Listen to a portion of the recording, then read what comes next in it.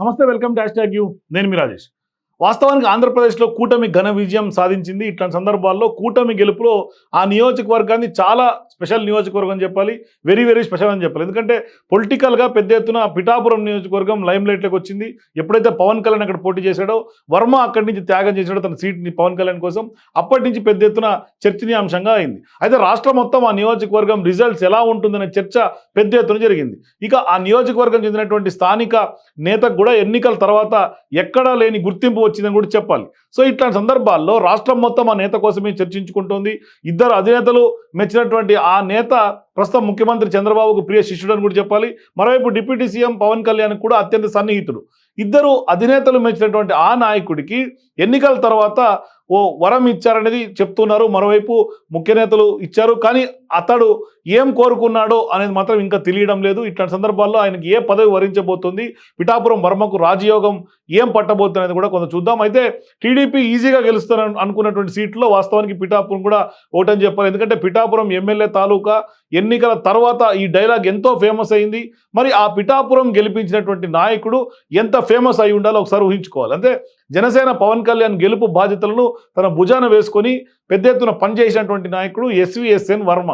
అయితే పిఠాపురం మాజీ ఎమ్మెల్యే, తెలుగుదేశం పార్టీకి చెందినటువంటి వర్మ అసెంబ్లీ ఎన్నికల్లో పిఠాపురం నుంచి పోటీ చేయాలని అనుకున్నారు. 2019 ఎన్నికల్లో ఓటమిని తట్టుకొని 5 ఏళ్లుగా నియోజకవర్గాన్ని, అక్కడ ఉన్నటువంటి కార్యకర్తల్ని కూడా కనిపెట్టుకొని పనిచేస్తూ కొంత ముందుకు వచ్చారు. కానీ టీడీపీ ఈజీగా గెలుస్తానుకున్నటువంటి సీటు పిఠాపురం, కానీ జనసేన పవన్ కళ్యాణ్ నిర్ణయంతో వర్మ ఆశలు గల్లంతయ్యాయి ఒక్కసారిగా.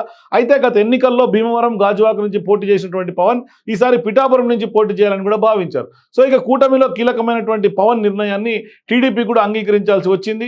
ఎమ్మెల్యేగా పోటీ చేయాలని భావించినటువంటి వర్మకే పవన్ని గెలిపించే బాధ్యత కూడా అప్పగించింది టీడీపీ అధిష్టానం. సో ఎంతో త్యాగం చేసినటువంటి వర్మకు ఏ పదవి ఇస్తారనే చర్చ ప్రధానంగా ఇవాళ ఆంధ్రప్రదేశ్ రాజకీయాల్లో కొంత హాట్ టాపిక్గా మారుతుంది. ఎందుకంటే తొలుత టీడీపీ అధిష్టానం నిర్ణయాన్ని కూడా స్థానిక కేడర్ వ్యతిరేకించిన వర్మ మాత్రం చంద్రబాబుకి ఇచ్చినటువంటి మాట ప్రకారం కట్టుబడే ఇవాళ పనిచేసినటువంటి పరిస్థితి కనిపిస్తుంది.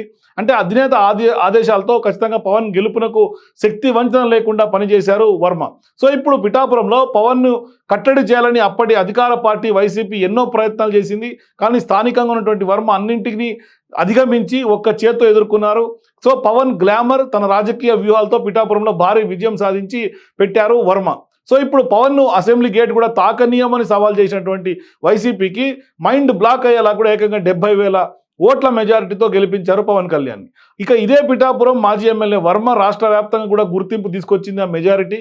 సో ఇప్పుడు రాష్ట్రంలో ప్రతి టీడీపీ కార్యకర్త, జన సైనికుడు కూడా వర్మ త్యాగాన్ని గుర్తు చేసుకుంటున్నాడు. ఇదే సమయంలో వర్మకు ఏ పదవి ఇస్తారా అనేది కూడా కొంత ఆసక్తిగా ఎదురు చూస్తూ ఉన్నారు.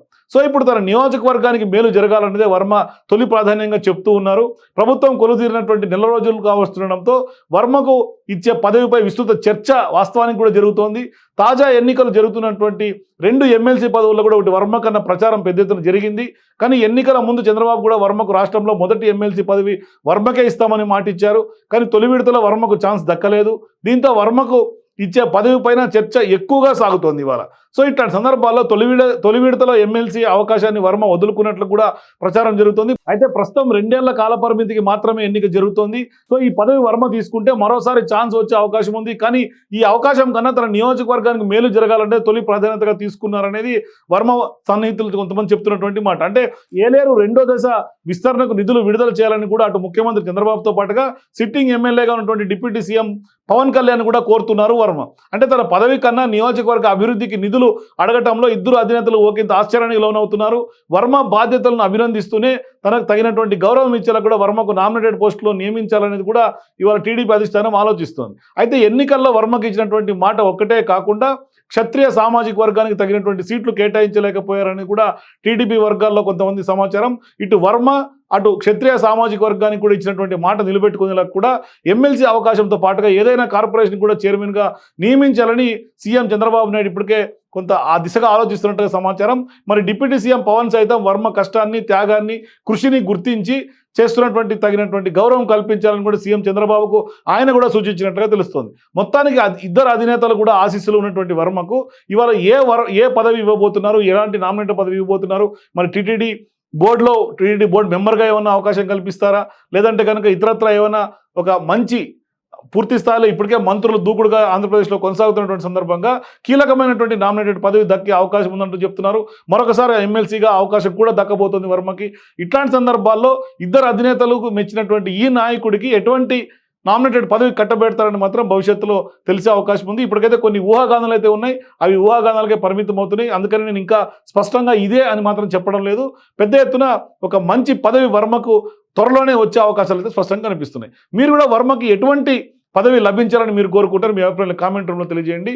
For more videos please watch #you.